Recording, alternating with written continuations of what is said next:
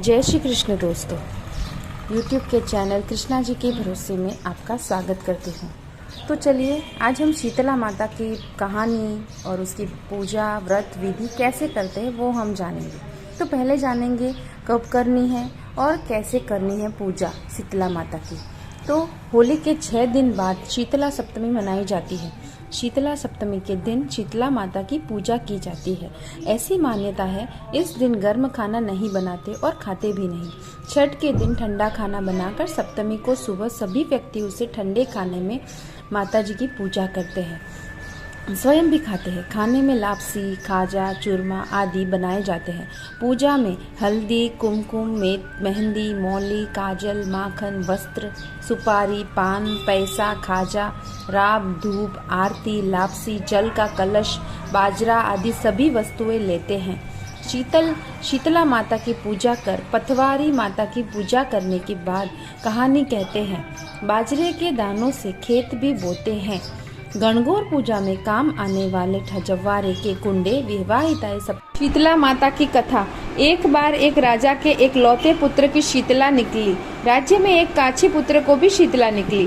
काछी परिवार बहुत गरीब था, किंतु भगवती का उपासक था। वह धार्मिक दृष्टि से सभी नियमों का पालन करता था। प्रतिदिन नियम पूर्वक भगवती की पूजा होती थी। नमक खाने पर पाबंदी थी। सब्जी में छोंक नहीं लगता था और न कोई वस्तु भुनी तली जाती थी। गरम वस्तु न वह स्वयं खाता था, न शीतला युक्त बालक को भी खिलाता था। इस प्रकार उसका पुत्र शीघ्र ही ठीक हो गया।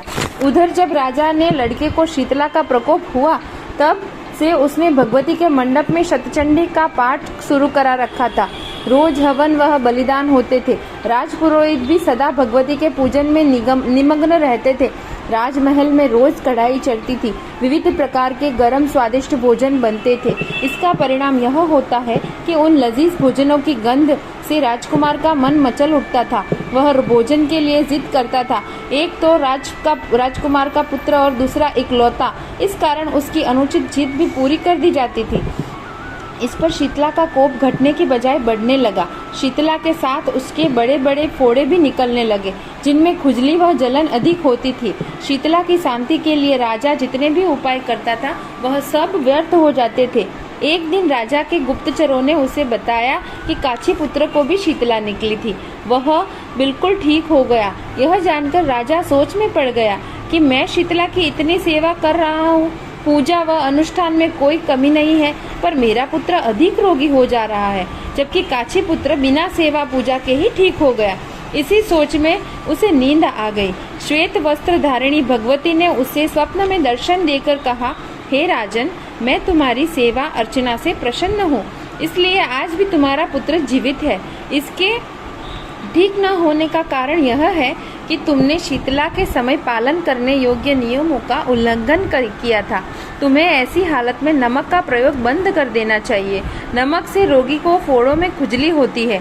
घर की सब्जियों में छोंक नहीं लगना चाहिए, क्योंकि इसकी गंध से रोगी का मन उन वस्तुओं को खाने के लिए ललचाता है। रोगी का किसी के पास आना जाना मना है, क्योंकि यह रोग दूसरों को भी होने का भय रहता है।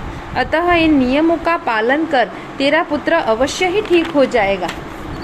विधि समझाकर देवी अंतर्ध्यान हो गई। प्रातः से ही राजा ने देवी की अनुसार सभी कार्य की व्यवस्था